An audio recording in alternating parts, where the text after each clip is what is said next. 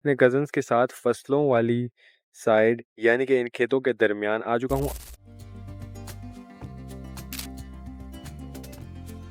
दूर दराज जहाँ पर आपकी नज़र पड़ती है माशाल्लाह खेत ही खेत हैं। औसतन जो रेशो है उसमें तकरीबन 35 से 50 दाने होते हैं एक सिट्टे में। एक खोशे में तकरीबन 2 से 6 दाने होते हैं। टॉप से व्यू देखने का एक अलग ही मज़ा होता है। हाइटेड लोकेशन से व्यू आप ज़्यादा एंजॉय करते हैं। अस्सलाम वालेकुम, एक नए व्लॉग में खुश आमदीद। उम्मीद है आप सब खैरियत से होंगे, ठीक ठाक होंगे। तो फिर चलिए आज के इस नए इंटरेस्टिंग और मज़ेदार से व्लॉग को शुरू करते हैं। 2 से 3 हफ्तों की लगातार बारिशों के बाद माशाल्लाह आज आसमान बिल्कुल साफ़ सुथरा है, वेदर एकदम क्लियर है और बारिशों के बाद फूल पत्ते दरख्त माशाल्लाह हर एक चीज़ आपको बिल्कुल तरोताज़ा नज़र आ रही है। बारिशों के बहुत ज़्यादा फ़वाइद हैं, चंद एक आपको बताता चलूँ तो बारिश की वजह से माहौल एक तो खुशगवार हो जाता है, जो जंगलात होते हैं वो भी माशाल्लाह हरे भरे हो जाते हैं और इसके अलावा एक तो माहौल खुशगवार हो जाता है, आलूदगी ख़त्म हो जाती है, बहुत सारी बीमारियां भी ख़त्म हो जाती हैं। साथ ही साथ आप चैनल को लाइक शेयर एंड सब्सक्राइब कीजिए ताकि आने वाले न्यू इंटरेस्टिंग व्लॉग्स के नोटिफिकेशंस आपको बर वक्त मौसूल हो सकें। तो ख्वातीनो हजरात, इस वक्त मैं चैमर रोड पर रवात वाली साइड उबैद के घर आ चुका हूँ। उबैद तो मुझे नहीं मिला। बहरहाल मैं अपने कज़न्स के साथ फसलों वाली साइड यानी कि इन खेतों के दरमियान आ चुका हूँ आपको करंट अपडेट्स देने के लिए और बताने के लिए कि क्या सूरत हाल है। जैसा कि आप सबको पता है कि तकरीबन 2 से 3 हफ्ते शिद्दत वाली लगातार मुसलसल सुबह शाम दिन रात बारिशें जारी रहीं।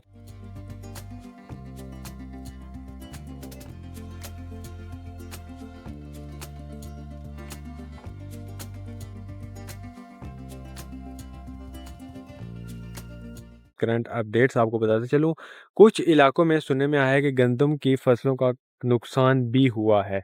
बहरहाल यहाँ पर जो करंट अपडेट्स हैं वो मैं आपको बताता हूँ कि यहाँ पर क्या सूरत हाल है। मैंने काफ़ी डिटेल वाइज गंदम की फसलों का व्यू किया है तो माशाल्लाह माशाल्लाह यहाँ पर कोई नुकसान वाली सूरत हाल मुझे नज़र नहीं आई। हद निगाह तक आप देख सकते हैं माशाल्लाह दूर दराज जहाँ पर आपकी नज़र पड़ती है माशाल्लाह खेत ही खेत हैं और गंदम की फसलें बिल्कुल अपने आखिरी मराहल में यानी कि कटने के बिल्कुल करीब हैं और इनकी कटाई का वक्त भी बिल्कुल करीब आ चुका है। तो बहरहाल यहाँ पर माशाल्लाह गंदम बिल्कुल ठीक ठाक है और इसकी सूरत हाल भी अच्छी है। तो आज मैं आपको गंदम की फसल के बारे में कुछ इंटरेस्टिंग फैक्ट्स यानी कि हकाइक बताता हूँ। रिसर्च से पता चला है कि गंदम के एक सिट्टे में आप कह लें तकरीबन जो कम से कम एक सिट्टे में जो दाने होते हैं वो तकरीबन 15 से 25 दाने होते हैं और जो औसतन आप कह लें औसतन जो रेशो है उसमें तकरीबन 35 से 50 दाने होते हैं एक सिट्टे में और जो अच्छा सिट्टा होता है गंदम की फसल का उसमें तकरीबन आप कह लें कि 50 से 70 दाने होते हैं। हर एक सिट्टे में तकरीबन कई छोटे खोशे होते हैं और हर एक खोशे में तकरीबन 2 से 6 दाने होते हैं। यहाँ पर आते ही जो हर बार हमारा सीन होता है, बैरों के पकने का सीज़न है माशाल्लाह। तो बैर बेशबहा लगे हुए हैं, एक बैरी ये है और एक बैरी वहाँ पर जो प्रीवियस व्लॉग में मैंने आपको दिखाई थी। तो ये आप देख सकते हैं कुछ बैर हमने तोड़े हैं, खा भी लिए हैं और देखिए माशाल्लाह अपने सीज़न में बेहतरीन किस्म के बैर पककर बिल्कुल तैयार हैं। अपने सफ़र में आगे की तरफ जाते हुए रास्ते में बैर खाते हुए इंजॉय करते हुए चलते हैं। माशाल्लाह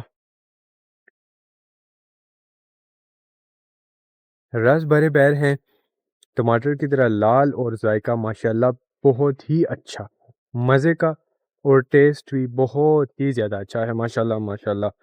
जैसे इनका रंग है लाल, इसी तरह इनका जायका भी है। मैं आपको गंदम की फसल के बारे में एक और इंटरेस्टिंग फैक्ट बताता चलूँ, आपके नॉलेज में और मेरे नॉलेज में भी इजाफा होगा। गंदम की फसल जब पककर तैयार हो जाती है और कटने के आखिरी मराहल में होती है तो इस फसल के साथ साथ गंदम में जड़ी बूटियां भी उगकर बड़ी हो जाती हैं, मुख्तलिफ़ किस्म की आपको नज़र भी आ रही होंगी।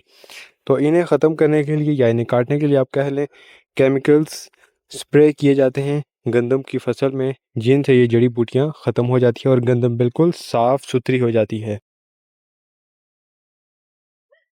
हमारे साथ बकरा भी मौजूद है, ये मेरे मामू ने रखा हुआ है और आप इसकी बदमाशी देखें अभी मैंने इसके सर पर ज़ोर लगाया हुआ है और ये बिल्कुल बदमाशी पर उतर आ चुका है। और देखिए फुल अपना इसने ज़ोर लगाया हुआ है, मैं भी कोशिश कर रहा हूँ।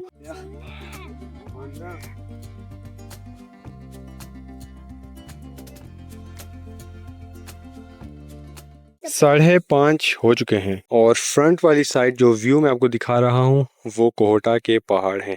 और उन पहाड़ों पर देखिए माशाल्लाह बादल ही बादल मौजूद हैं। तो माशाल्लाह ऐसा लग रहा है कि शायद हो सकता है कि वहाँ पर जिस तरह अंधेरा हल्का हल्का मुझे नज़र आ रहा है, हो सकता है कि वहाँ पर अभी बारिश लगी हुई हो। पंजाब के बाज़ इलाकों में तकरीबन 2 से 3 हफ्ते पहले ही कटाई का काम शुरू कर दिया गया था। और अभी तो पंजाब के ज़्यादातर इलाकों में जहाँ पर गर्मी पड़ती है वहाँ पर काफ़ी ज़्यादा हद तक आप कह सकते हैं कि कटाई हो चुकी है। लेकिन यहाँ पर बारिशें लगी रही, मौसम ठंडा रहा और आज भी गर्मी फील नहीं हो रही। हालांकि सनी डे है लेकिन इसके बावजूद भी हल्की हल्की ठंडक महसूस हो रही है। तो यहाँ पर भी बिल्कुल गंदम की कटाई का प्रोसेस करीब है। काफ़ी ज़्यादा बारिशें हुई जैसे कि मैंने आपको बताया, तो उस वजह से गंदम पक कर मुकम्मल तौर पर तैयार नहीं हुई।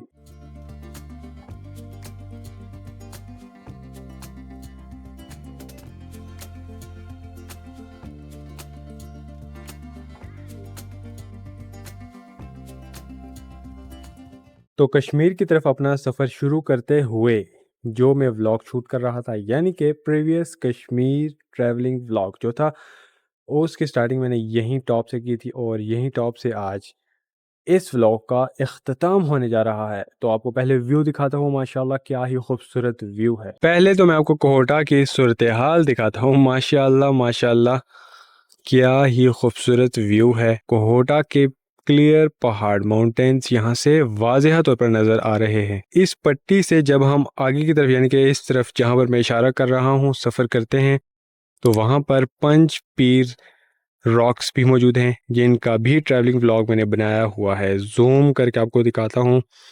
माशाल्लाह ये देखिए, ये पूरी एक पट्टी मौजूद है पहाड़ों की जो यहाँ से स्टार्ट होकर आगे की तरफ बढ़ती चली जाती है।